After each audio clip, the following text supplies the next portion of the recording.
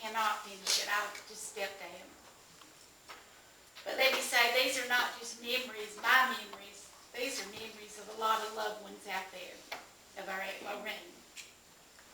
So I hope that when you hear some of these, you remember and smile. Aunt Lorene was a child at heart. She loved life and she loved people. And some people, they never grow old. They may age in appearance, but they're forever young at heart. And this was Aunt Lorene. She felt like that God gave her a gift of joy and love from the time she was a little girl.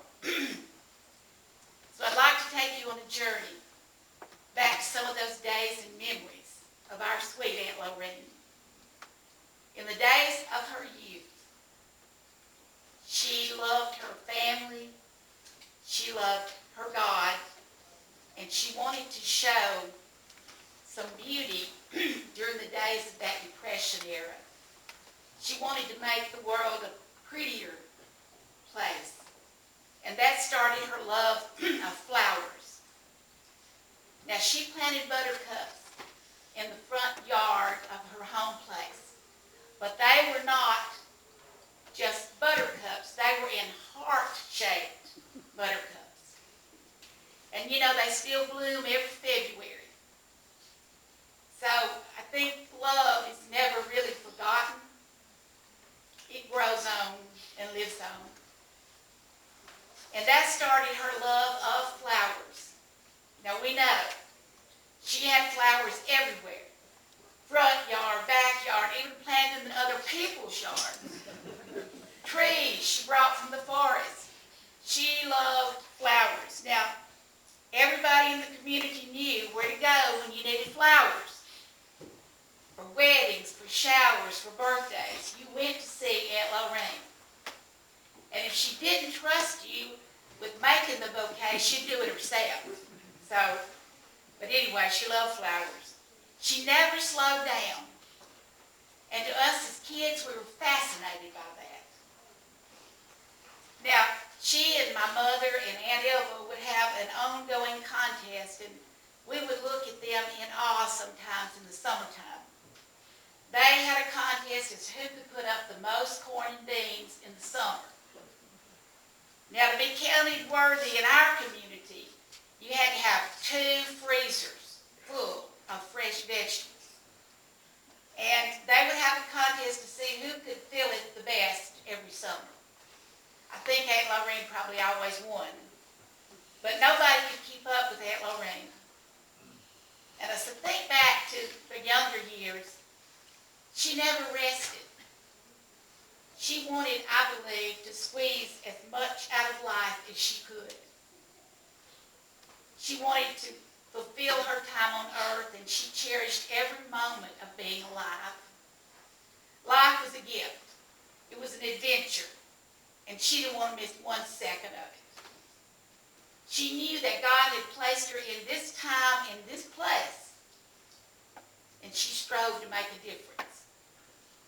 But on to some more memories, her teaching years. Now, from the time I was about 12 years old, I wanted to be a teacher, just like my Aunt Lorene.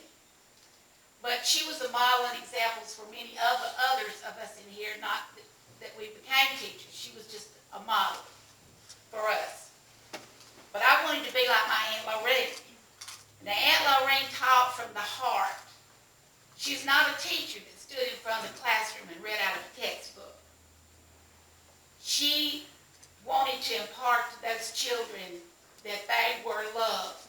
They were of value in this world. No matter what class or distinction, they were valuable, and that's the way she taught. Now, one example is about a little girl named Mary, and I remember Aunt Lorene telling this story lots of times. Now, earlier that year, Mary had lost her mother. So it was around Christmas on a winter's day, and they were making Christmas gifts for their mothers. And so Mary began to cry and called Aunt Lorene over to her desk and said, "Miss Bryant, there's no reason for me to make a gift. My mother's gone." So Aunt Lorene grabbed her hands and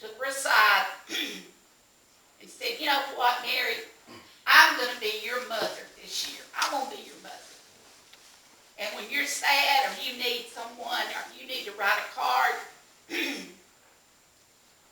You look at me, and I'm going to be your mother. And you know what? We're going to have a code between us. And that code that you give me means my mother. My mother come to me, my mother. And you know, Aunt Lorene said that child smiled the rest of the year. Now, on a lighter note, I've got to tell you a story about David. Now, David was in kindergarten, and he was having trouble tracing his letters. So Aunt Lorene devised a plan to help him. Her plan involved using the family cat. So she took the cat and put a pencil in the cat's claws. And then put David's hand, said, you put your hand on the cat's paw and the cat's claw, and we'll trace the letters out using the cat's paw. Well, I've often wondered if anybody opened the door and saw that sight, what they'd think. But then, that was Aunt Lorene. And it worked. That lesson worked. But you know, Aunt Lorene didn't have to see that in the textbook or go to a workshop. She knew that intuitively. That some children learn through movement. And today we call it kinesthetic learning, but back then she just knew it. They move. Some people need to move to learn, and some people love animals, so put them together. She also had them doing chin-ups at the tree by school with their multiplication tables. She was always coming up with something to suit their needs, the way they needed to learn. She was in charge of the Christmas play every year, the Dutton Christmas play. So Aunt Ilva would make the coffee, Uncle Milton would get the backstick going, Uncle John would start the singing, Mother would get the sweets out, and Aunt Lorene would gather the group of kids together for the Christmas play. Now, I wanted to be in it because I like to perform, but we were going to be in it whether we liked it or not. I look back at it and I don't remember seeing John and Pam too happy, and then I got to thinking, they had to be in every one of her productions. So maybe they weren't too happy about the Christmas play. But she began with reading the scripture, and she started the tradition. There's so many memories. I know we don't have time, but she was an entertainer. Going up to her house to type, because in high school I didn't have a typewriter, so we went up to her house to type. And my friends always wanted to go with me, because they said it was better than going to a movie to go to Aunt Lorene's house. So we would get there, and then there would be some coaxing from the back. And I hope you don't mind this, John. But all of a sudden, John would come out in a karate stick. Chopping and kicking. And I know he had some help, pressure on him from somewhere. But at the time he was hopping and kicking, he would also go through the living room playing the piano at the same time. And I didn't pay attention to it. My friends were just awestruck. But you know, that was a day in the life of Aunt Lorene. I mean, you didn't think anything about it. There was the summer stew parties where Aunt Lorene gathered all of grandmother's friends and sisters together for a big hoedown. The kids stirred the stew. Heaven help us. We stirred the stew out in the back. She performed Charleston inside for the older ladies. Okay, one last memory. They were getting ready to go to Calhoun. Pam was going to Calhoun. She was going to meet June. And they were going to ride together, and it was falling snow hard. Frozen ground. So they rode up to my mother's house. My mother ran out in the yard saying, you cannot go to school today. It's treacherous. The roads are icy. You can't go. Then Aunt Lorene jumps out of the car and shouts, oh, what a beautiful day. Snowflakes are like lace bonnets, touching the sparkling snow. Isn't it wonderful to be alive? You see, she looked at it differently. She caused others to look at the beauty of a snowflake. Now, she was a dancer to me. In sparkling snow, she was a Pied Piper. And every child followed her wherever she'd go. She helped the kids catch fireflies on hot summer nights, and her lemon pies were legendary on the 4th of July. She taught us to use our talents that God gave us. She ran out of time to me far too soon. There were other grandchildren to teach, but God saw that she was growing weary, and it was time to pass the torch down to another generation. Oh, Aunt Lorene will still teach in heaven, but you know she won't grow tired or weary there, and her flowers will never know a winter's frost. Well, I'm going to tell you about a dream. I wasn't going to tell you this, but I feel like I should say it. I had a dream not long ago, and Aunt Lorene, I knew was in this too. Aunt Lorene had just arrived in heaven, and she was dancing. I don't remember her ever dancing like this.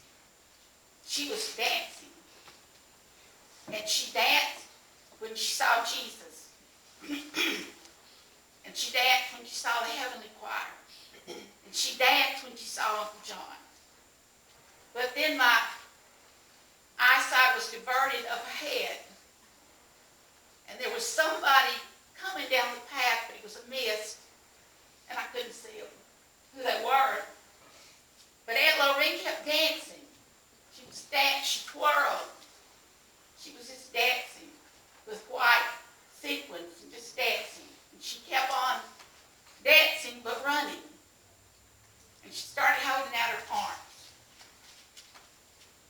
So the mist was covering up these people, but then all of a sudden the mist lifted. The sun shone, and I saw it was my mother and Aunt Ilva. And Aunt Lorene was dancing. She was so dancing and twirling, reaching out and going toward them. And they were walking sort of swiftly, because they couldn't keep up with Aunt Lorene anyway. But they were walking swiftly, and Aunt Lorene was dancing, and she never stopped dancing. So, as they got closer together, Aunt Ilva turns to Mother, and she said, "Irene, should we say something to her about this dancing?" And they looked at each other and smiled, and then Mother said, "You know, Ilva, let her dance. Let her dance. She's finally home."